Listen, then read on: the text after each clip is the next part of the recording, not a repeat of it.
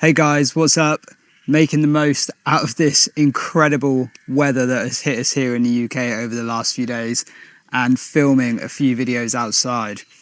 I've also had a little bit of time over the bank holiday weekend to chill and read, and I recently ordered this book. So I thought today I would just share. I'm only probably 20-30 pages in, but I wanted to share just a few quotes out of this, ones that I just think are really, really cool.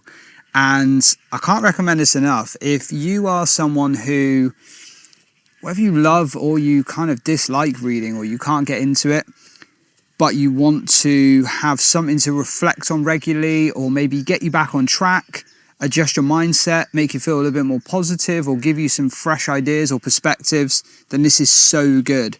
So it's called Excellent Advice for Living by Kevin Kelly. And the whole book is just these one-liners. So, there's 4 on this page, sometimes 5 or 6 on a page. And essentially, Kevin Kelly wrote down different pieces of advice that sort of started from giving it to family on each of his birthdays. So things that he kind of learned throughout the year. And he's compiled them all into this awesome book. And I love stuff like this because sometimes you don't want to settle into reading like a 400-page manuscript on life advice or self-development kind of stuff, and you just need a little nudge in the right direction or a little pick-me-up or something just to get your day going, get you thinking differently. And I think this does exactly that. So the first one I read literally on page 7 that really clicked with me is prototype your life. Try stuff instead of making grand plans.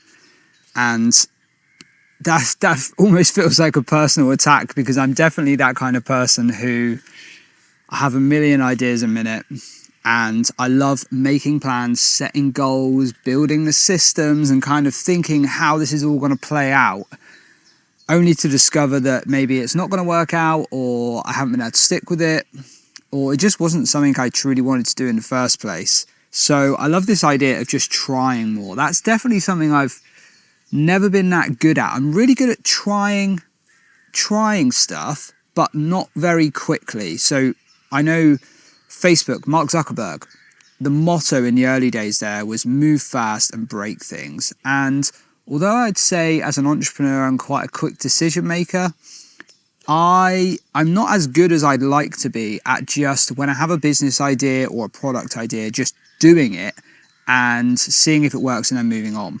I do tend to ruminate on things maybe a little too much and I do have a little bit, maybe too much perfectionism in me, especially when it comes to design and the creative side of stuff. So yeah, that definitely hits hard, prototype your life, try stuff instead of making grand plans. That's really cool. Following that one actually on the same page, this is a great one. And I've actually been battling something recently where I had not a disagreement with someone, but something that just put me on the back foot. And I don't know about you, but I'm that kind of person who, if I have a situation like that, I really, really let it ruin my day. It can ruin days or even a week. I definitely am affected by stuff like that because I hate unfinished business. I hate leaving things open-ended. And even like my wife Megan knows this from just me working on a project, even if we've got plans and stuff in the calendar or whatever, I can't let things go until I finish it. I've always been like that. And in some respects, I love that. I'm sort of proud to have that attribute because it does mean like I'm capable of doing those 18-hour work days because I get in something, I get in a flow state and I crush it, and it is the reason I've sort of got to where I am. But at the same time, it doesn't serve you very well when it comes to mindset and sort of the mental fatigue that can happen by, maybe somebody said something that bothered you and it's left unresolved because like they're the kind of person who just moves on, doesn't care, but you're still ruminating on it. And this was great. So when you forgive others, they may not notice, but you will heal. Forgiveness is something we do for others. Forgiveness is not something we do for others. It's a gift to ourselves. There was also another one very similar to that as well. Let me find it. Okay, it turns out I've read more pages in this than I thought, and it was a bit further ahead. So yeah, on a similar vein, Hatred is a curse that does not affect the hated. It only poisons the hater. Release a grudge as if it were poison. Now, I'm not talking about it in the sense of actually hating somebody or hating people, but I love the idea that your energy and whatever your emotion is towards that person or that situation, it's doing nothing to them. It's that curse is not affecting them. It's affecting you. And when you put it that way, it just seems ludicrous to spend any time, to waste any time on it, right? To give it any of your valuable energy, time, and attention. So yeah, that one hit home for sure. Okay, I'm just going to pick a random page here because there's so many good ones. Let's just flick back a couple of pages and see what we've got here. I'll just read a few off of here that I think are really good. You can't reason someone out of a notion that they didn't reason themselves into. I mean, that's pretty common online, right? People just read a headline and they're instantly attached to that, and they almost have like a bias towards it because that's like what they heard first, or maybe they read it on a source that they read regularly. You don't have to attend every argument you're invited to. I love that. Same vein, really, isn't it? It's like, it's just not being bothered by everything, just being able to just say cool and just let it go. Just letting that ability to let things go is so valuable. It's definitely something I'm working on a lot myself, and yeah, that's great. You don't have to attend every argument you're invited to. That's so good. I actually love that.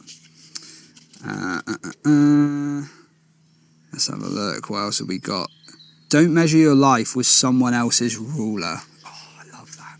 I absolutely love that. That ties into so many of my beliefs, my core beliefs, and my moral compass as a man who's trying to not only make money and build businesses and follow my own passions, but also to be there for others, to be there for my kids, to be there for my wife, to try and find the time to do these kinds of videos in the hopes that maybe it helps somebody else the same way YouTube videos and seeing people like myself 10 years ago kind of helped. And that's a really fine line to walk along, right? Because you could easily be measuring yourself against somebody who has a bigger house, a flashier watch, a more expensive car. But hopefully we all know by now that doesn't mean anything and it doesn't dictate anything. There's nothing wrong with having those things if that's what you want. But figuring out what you want is the hard bit. But the hardest bit is remembering it. Because I figured out what I want a long time ago. I love building businesses, I love making money, and I love the accumulation of wealth. I love the game. I quite like having a nice car. I do like nice watches. I have quite a few watches and I do like watches. I love nice guitars. I don't really like clothes or fashion, so I don't really spend any money there. I love traveling with my family. I love having a nice house, but I hate having like crazy high bills because I love living so far below my means. I know no one can ever get me, or any situation in life can never pull me down. I've always got reserves. I've always got plenty in the bank to cover whatever's going on. So I can definitely find myself down that rabbit hole sometimes of measuring my life against somebody else's ruler, because I think, well, I could buy that house, but then I'll think about it for 48 hours and I'll be like, that's not my mission. That's not what I want to do. I don't want it. Whether I could do it or not is totally pointless, because I love where we live and I love the home we've built for our kids, and our kids love it here. And bigger is not better. So it's definitely, yeah, that's a good one, man. I'll read it again. Don't measure your life with somebody else's ruler. That's brilliant, man. Okay, let's find one more and we'll wrap this up. Otherwise, there'll be no point you getting the book, but you should absolutely get the book. I'll skip forward. You know what? Let's skip a page to one I haven't even read yet. Let's have a look. Let's just pick a totally random one. To cultivate a habit, switch your language from I can or can't do to I do or don't do. You shift the weight from wavering choice to an unwavering identity. That's cool, man.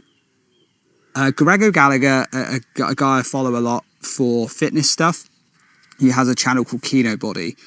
He talks a lot about this, actually. being the person you want to be before you're there. So if you're on that journey of, say, losing weight or getting in shape, you should be saying to yourself, you know, I am in great shape.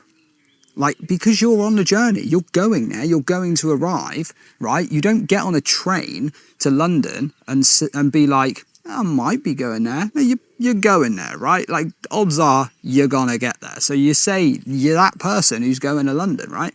On the train. And it's the same. If you're committed to your journey and you know where you're going and you know what you want, you just have to become that person now, because otherwise it's a bit like people who quit smoking and they talk about how many days they've quit, or alcohol. You know, if they want to go sober, like, oh yeah, I've been sober for 27 days. And I appreciate for some people maybe that works and that's a thing.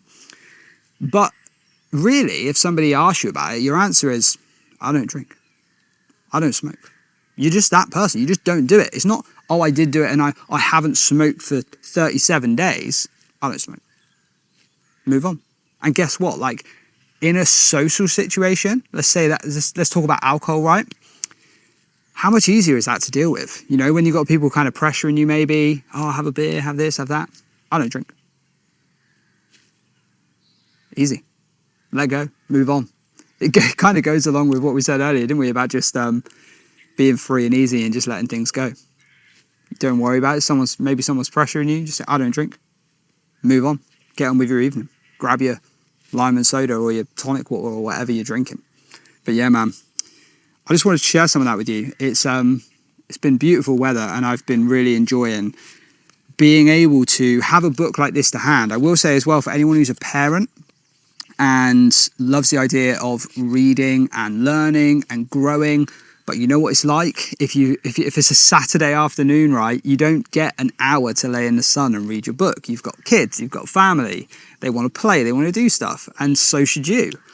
This is a godsend, right? Because I'll literally pour a drink. Like the other day, I poured a goblet of gin and tonic, sat out here, pulled a chair up to this end of the garden because we've got trampoline and the bits that the kids love doing. Pulled up a chair, table for my drink, got my book, and guess what? They can't interrupt me because everything is just a line. So I could just read a couple of lines and then they'd be like, oh, can we come and do this for a minute? I'm like, totally, yeah. Yeah, I've finished that bit now. It's cool. And then you can, you know, maybe you think about it while you're doing whatever you're doing and you find some good little reflection points in there. But yeah, man, I hope that's been cool. I would definitely absolutely advise this book. And yeah, I'll see you in the next one.